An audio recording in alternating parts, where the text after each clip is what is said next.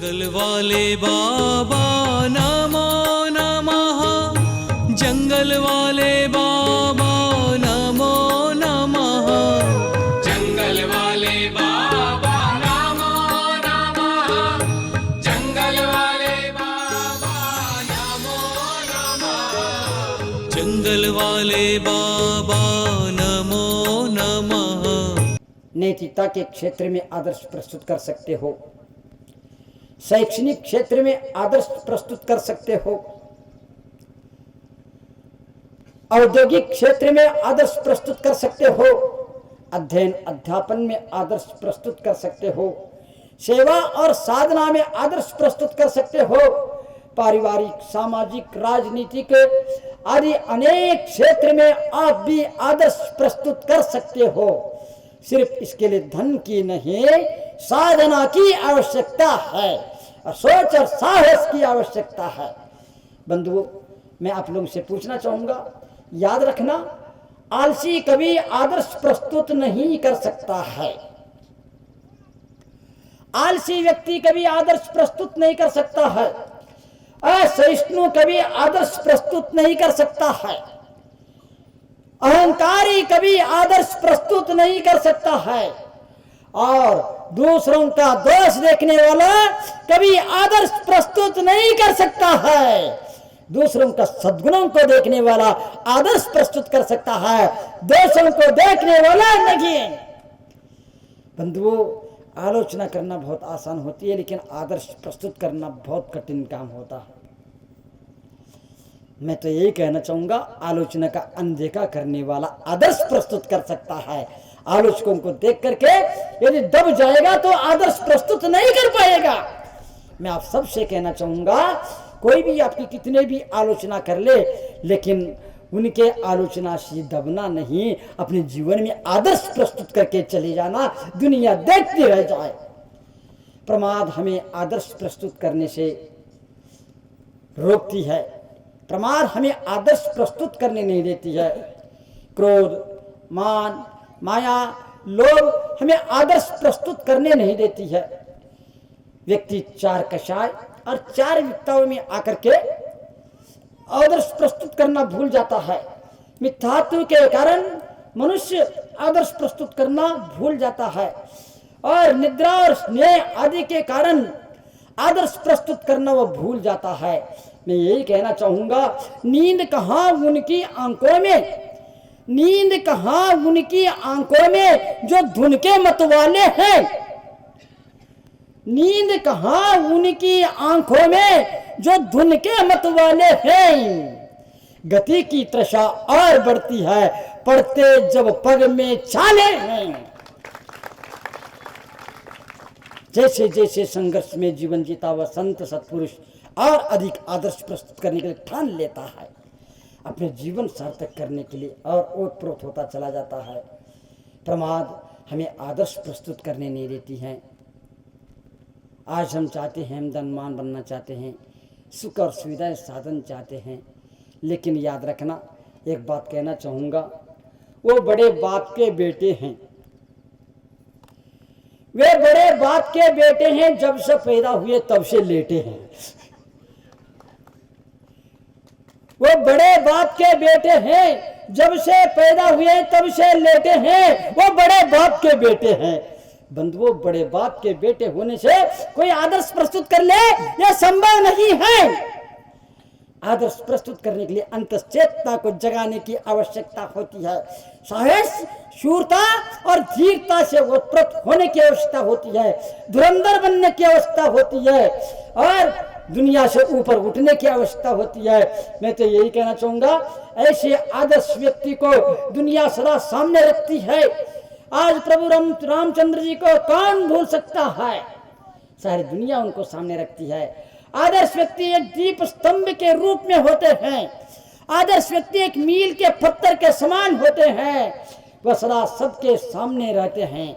बंधुओं, उनको कोई भी व्यक्ति भूल नहीं सकता है। आप पूछ सकते हैं महाराज कि वह आदर्श व्यक्ति आदर्श पैसे प्रस्तुत कर सकता है, और हम आदर्श प्रस्तुत करने के लिए हम क्या करें? बंधुओं, किसी को आदर्श प्रस्तुत करने के लिए किसी आदर्श पुरुष की सहयोग की आवश्यकता पड़ती है। वह किसी आदर्श पुरुष को सामने रखता है, फिर बाद में वह क्या कर देता है कि आदर्श प्रस्तुत करने के लिए तैयार हो जाता है। जब द्रोणाचार्य पांडव और कौरवों को गुरुकुल में रख करके जंगल में शिक्षा दे रहे थे, अनेक प्रकार के विद्याओं में पारंगत कर रहे थे, उसी समय धनुर्विद्या में अर्जुन बहुत ही प्रसिद्ध हो जाता है। उनको नाम सुन करके कि दुनिया के लोग उनके गुरु को याद कर लेते और हर व्यक्ति अर्जुन की प्रशंसा के साथ साथ उनके गुरु के भी गुणगान करने लग जाते हैं, क्योंकि गुरु के बिना आदर्श प्रस्तुत करना संभव नहीं है। ये सब सुनकर के एक लोग भी उनके पास पहुंच जाता है और उनसे कह देता है कि मैं भी धनुर्विद्या सीखना चाहता हूं, शब्द भेदी विद्या सीखना चाहता हूं और मैं भी आदर्श प्रस्तुत करना चाहता हूं, लेकिन उनको नकार दिया जाता है। लेकिन बंधुओं, जिनके पास प्रतिभा होती है उनको कोई नकार नहीं सकता है। अंदर की आत्मशक्ति जागृत हुई है तो उनको कोई नकार नहीं सकता है। नकारने के बाद भी वह कोई बात नहीं है। और उन्हें क्या किया कि एकलव्य ने कि द्रोणाचार्य की एक प्रतिमा बना के रख दी और उस प्रतिमा के सामने बैठ करके धनुर्विद्या सीखना प्रारंभ कर दिया और शब्द भेदी विद्या सीख करके सबके सामने आदर्श प्रस्तुत कर दिया।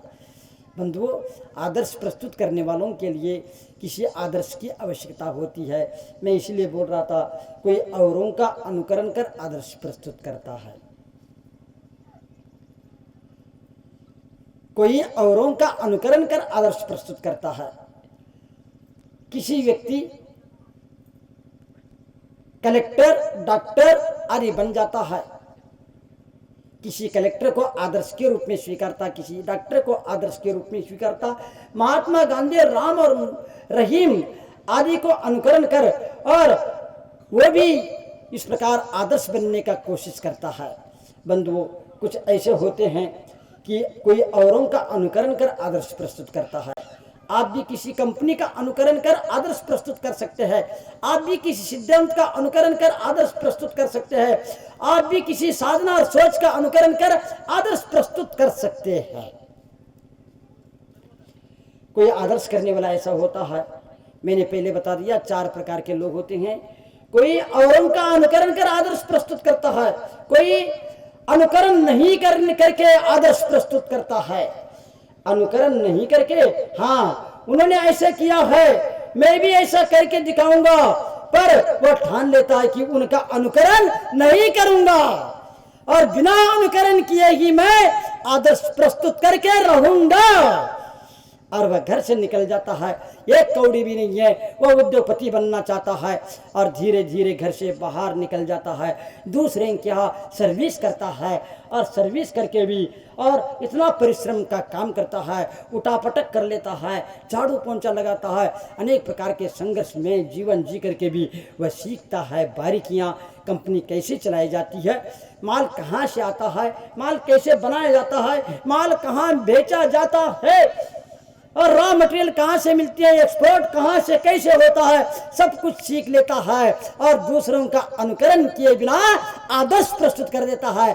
सैकड़ों फैक्ट्रियां खड़ा करके रख सकता है। कोई औरों का अनुकरण करके आदर्श प्रस्तुत करता है तो कोई अनुकरण नहीं करके आदर्श प्रस्तुत करता है और कोई अनुकरण करने के लिए आदर्श प्रस्तुत करता है। आचार्य श्री के पास कोई जाता है ब्रह्मचारी जी, तो आचार्य श्री कहते हैं कल आ जाना, 1 महीने बाद आ जाना, 1 साल बाद आ जाना। संघ में प्रवेश करने के लिए बार बार निवेदन किया जाता है, ड्रेस चेंज करने के लिए, लेकिन वह बार बार टालते रहते हैं। उस समय वह कह देता है मैंने इसका त्याग कर लिया, मैंने इसका त्याग कर दिया, मैं ऐसे काम कर रहा हूँ, मैं स्वाध्याय कर रहा हूँ, मैं दुकान बंद कर दिया, आदि आदि उनके सामने अनेक प्रकार के अपनी वैराग्य की बातों को रख करके आदर्श प्रस्तुत करने का कोशिश करता है। अपने आदर्श प्रस्तुत करके कोई अनुकरण करने के लिए आदर्श प्रस्तुत करता है।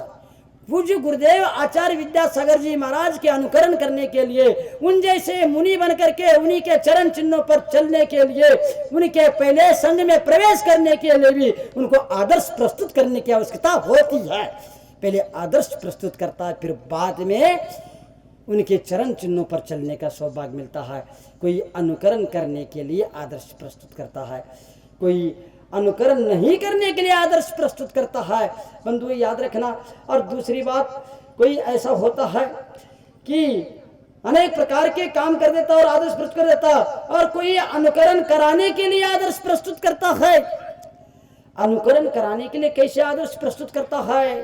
बंधुओं, एक बार की बात है, अमेरिका की बात है। एक बात कहना चाहूंगा, अमेरिका में एक छोटा सा परिवार रहता था। माता पिता और 2 बच्चे, 4 ही लोग थे परिवार में, और चारों बहुत ही प्रेम से रहते थे। और सर्दियों का मौसम की बात है, और दोनों बच्चे घर में अकेले में थे, और माता पिता अपने अपने सर्विस, अपने अपने काम से बाहर निकल गए थे। और ठंड की अधिकता होने के कारण दोनों को अंगीठी सुलगा करके तपाने के लिए प्रेरित कर देती है ठंड। और दोनों क्या करते हैं कि अंगीठी सुलगाने का तैयारी कर लेते हैं। और दोनों छोटे छोटे तो थे ही, और इसलिए कि वो छोटा जो था, सबसे छोटा था, वो एक गलती कर बैठ जाता है। उन्हें क्या कर दिया, अंगीठी सुलगाने के प्रयास में वो अंगीठी तो लाते हैं, रखते हैं, किंतु उसके स्थान पर जो मिट्टी का तेल डालना था, उसके स्थान पर वो पेट्रोल डाल देता है और दिया सलाई जला लेता है। बस ये छोटी सी असावधानी अनर्थ के लिए कारण बन जाती है। अंगीठी तो जल जाती है, लेकिन याद रखना, वो जो छोटा था वो जल करके राख हो जाता, उसका उसी समय मृत्यु हो जाती है। जो दूसरा था, इतनी बुरी तरह से अग्नि भड़क जाती है, और दूसरा जो था वह इतनी बुरी तरह से जल जाता है। वह लोगों ने अस्पताल पहुंचाया, लेकिन वह लंबे समय तक अस्पताल में रहा और ठीक भी हो गया, लेकिन अब वह पूर्व की तरह सामान्य और सुंदर दिखाई नहीं दे रहा था। बंधुओं, वह बहुत ही कुरूप लगने लगा, और इतना ही नहीं, अपंग हो गया था। उनके दोनों पैर लकड़ी की तरह सूख चुके थे, और पहिएदार कुर्सी पर बैठ करके वह चलना प्रारंभ कर देता है। वह एक दिन अस्पताल से डिस्चार्ज होने के बाद पहिएदार गाड़ी पर बैठ करके जब घर पहुंच जाता है, उसको देख करके माँ फपक फपक करके रो जाती है। मेरे लड़का कितना सुंदर था, कितना होनहार था, और ये क्या हो गया। और पिताजी भी निराशा के गहन अंधकार में डूबे थे। बंधुओं, याद रखना, किसी को आशा नहीं थी कि वह फिर कभी चल सकेगा, किंतु उस बच्चे ने हिम्मत नहीं छोड़ी। वह अपने वर्तमान से अधिक बेहतर स्थिति पाने के लिए निरंतर प्रयास करता रहा। इतना परिश्रम किया। लोगों ने कहा तुम कब कुछ नहीं कर सकते हो, लेकिन उन्हें कह दिया अब मैं सब कुछ कर सकता हूं। कितनों ने उनको कह दिया तुम कुछ नहीं कर सकते हो, उन्हें कह दिया मैं सब कुछ कर सकता हूं, मैं जो ठान लूंगा वो करके दिखाऊंगा। इतनी बुरी स्थिति में भी और उन्हें खिन्न होने के स्थान पर उसने प्रतिकूलता उनके चुनौती को रूप में लिया, और उसने अनुकूलता में बदलने के लिए अपनी बुद्धि, अपने पौरुष और अपने कौशल को दांव पर लगाता रहा। आगे बढ़ता गया, बढ़ता गया, बढ़ता गया, और उसने बैसाखी के सहारे न केवल चलने में बल्कि दौड़ में सफलता भी हासिल की। दौड़ में, हाँ, बैसाखी के सहारे वह दौड़ के रेस में भी भाग लेता है। जंगल वाले बाबा नमो नमः, जंगल वाले बाबा नमो नमः, जंगल वाले बाबा नमो नमः, जंगल वाले बाबा नमो नमः, जंगल जंगल वाले बाबा